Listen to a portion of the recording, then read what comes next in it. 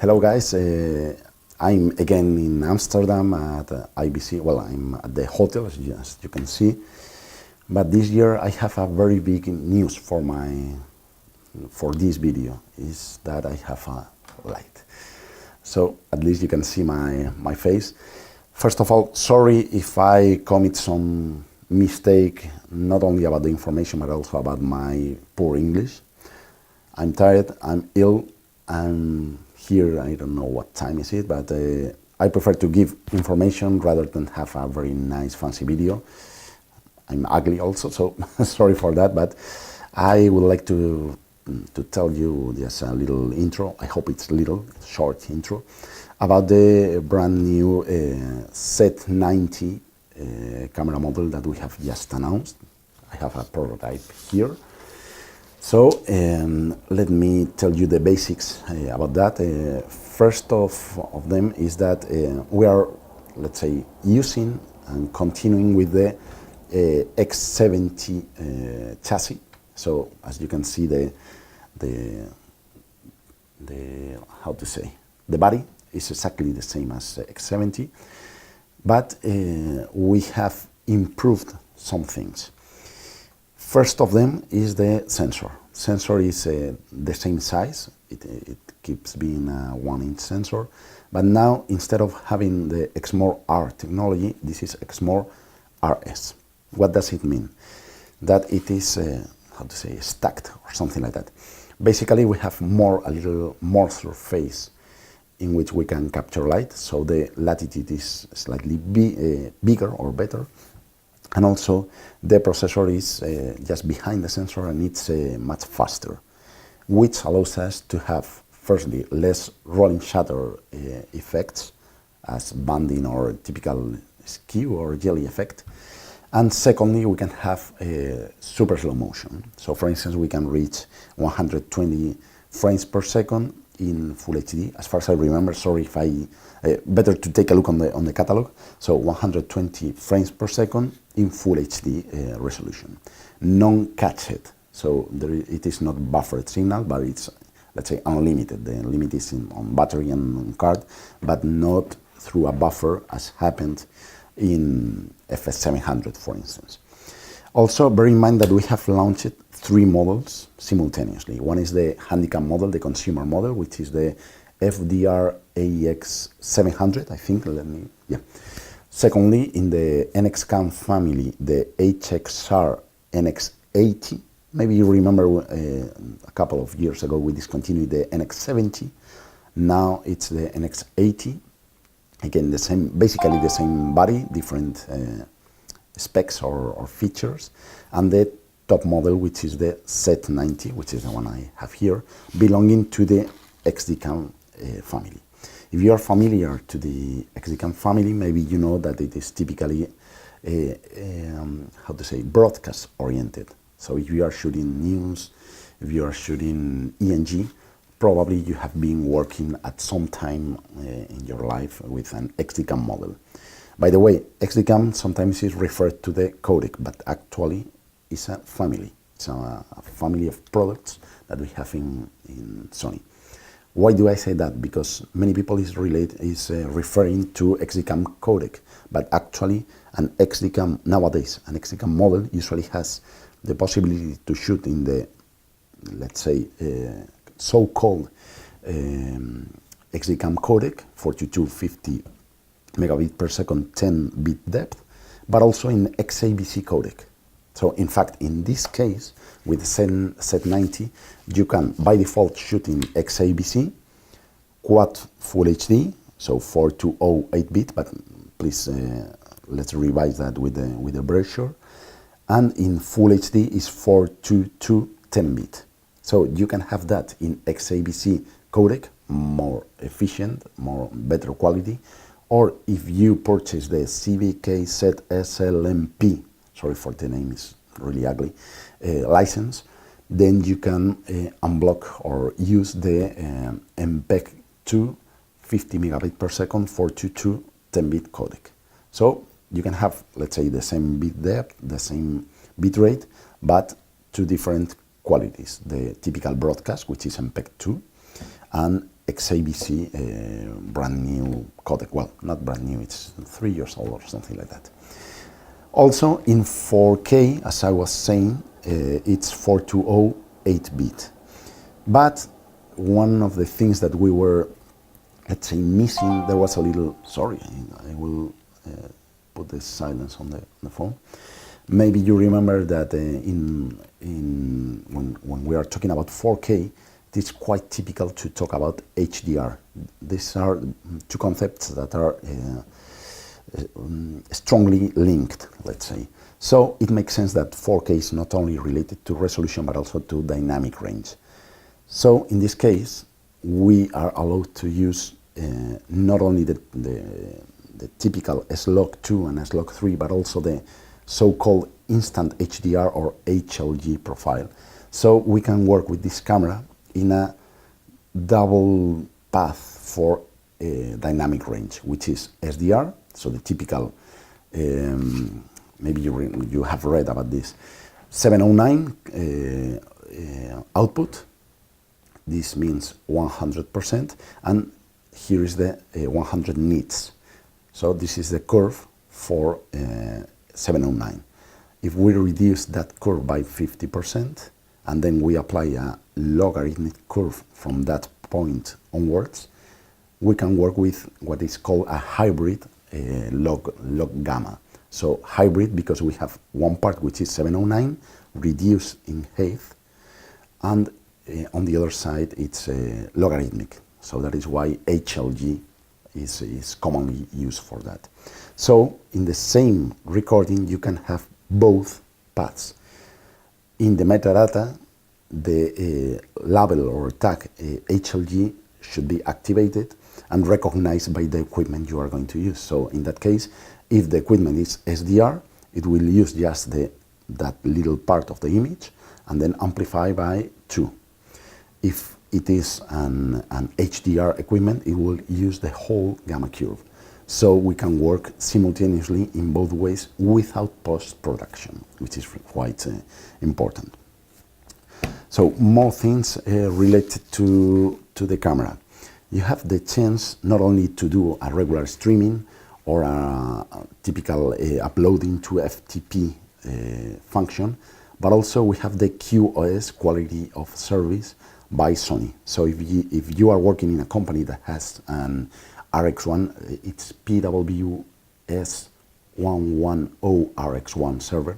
Again, sorry for the ugly name, but it's a server that can work with the camera so that it's not only sending video to that server, but it's conforming the signal. So the server is receiving the signal, analyzing it, and if it cannot recover fully the quality that we are demanding, it will say send information back to the camera, not at a protocol layer, but in an application layer to say, please send more information or send less bitrate, or the delay can be bigger, but please resend me some packets, information packets. So that is why we can assume or consider that we are having a cable between the camera and the receiver.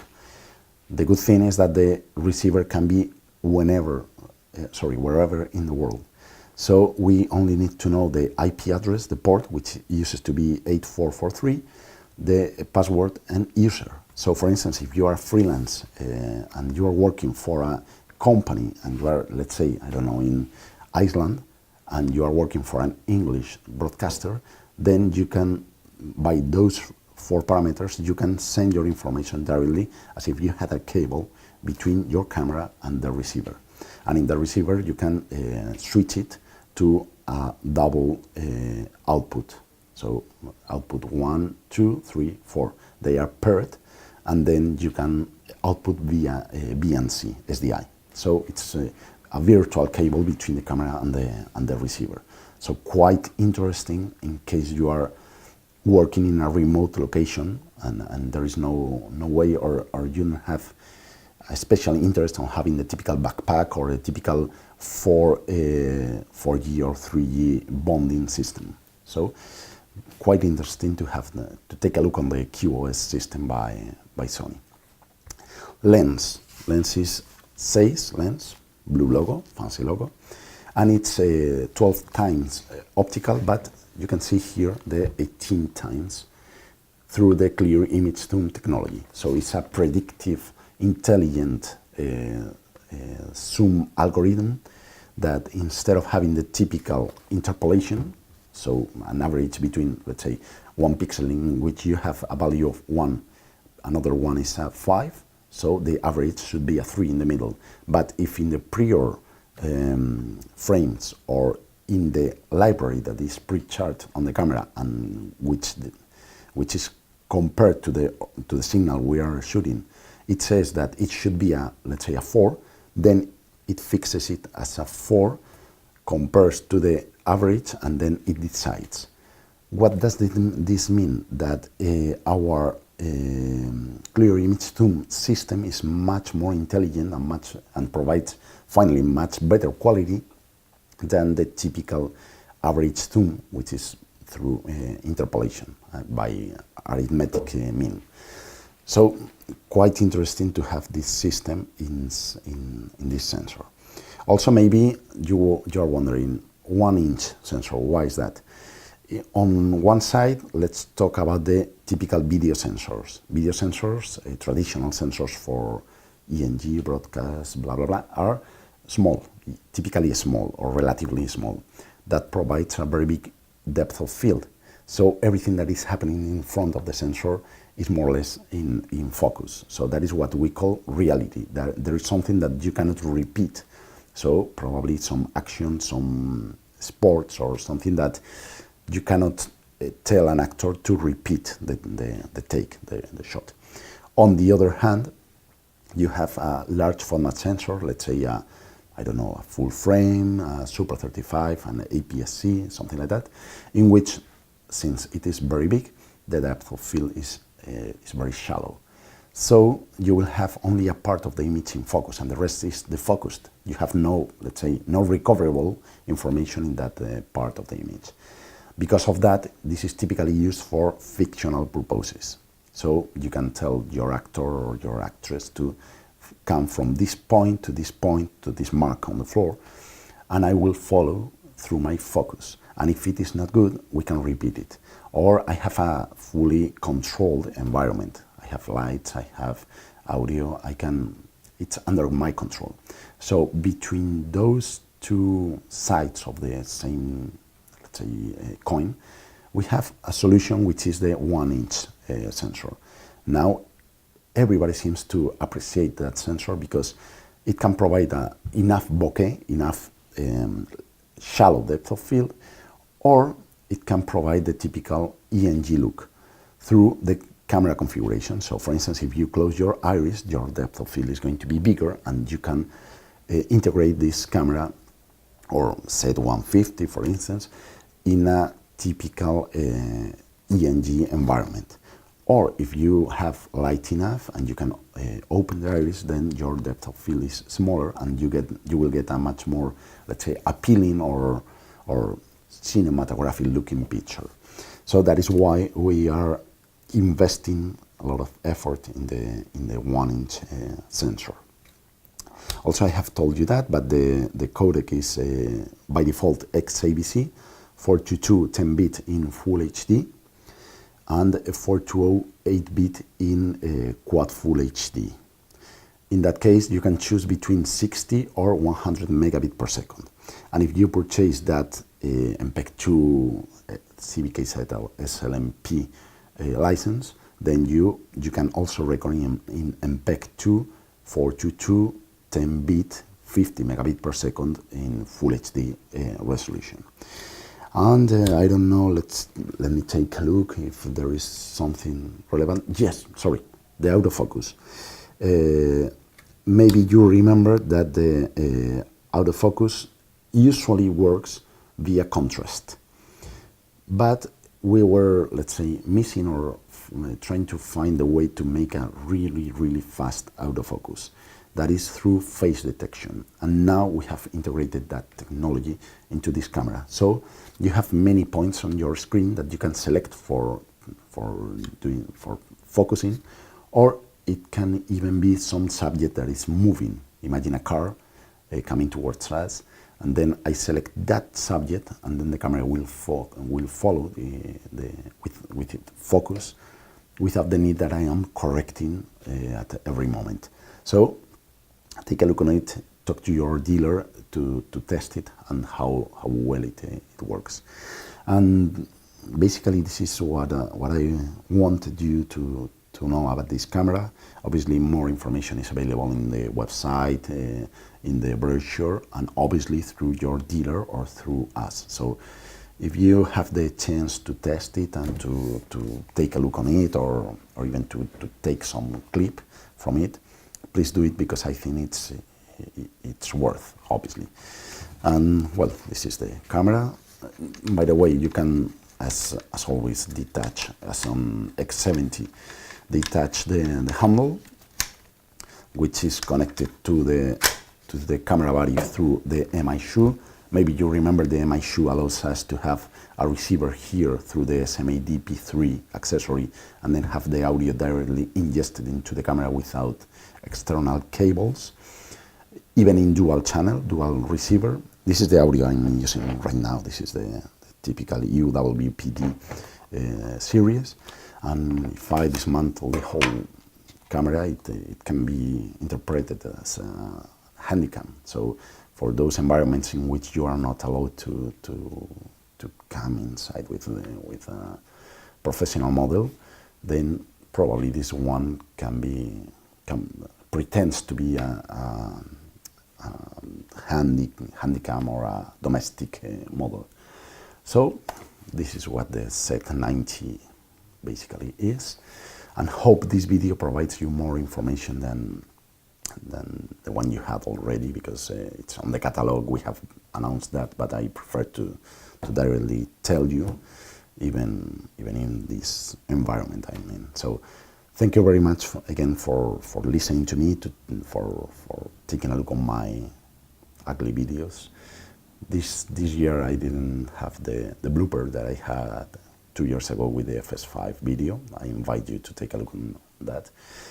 I'm not proud of that, and well, hope to see you here at IBC or in any other event, or through social media, or wherever you want to meet me. So thank you very much indeed for taking a look on the video, for following me if you wish to do it. I won't tell you to subscribe because it's up to you. So thank you very much indeed, and see you there. Bye.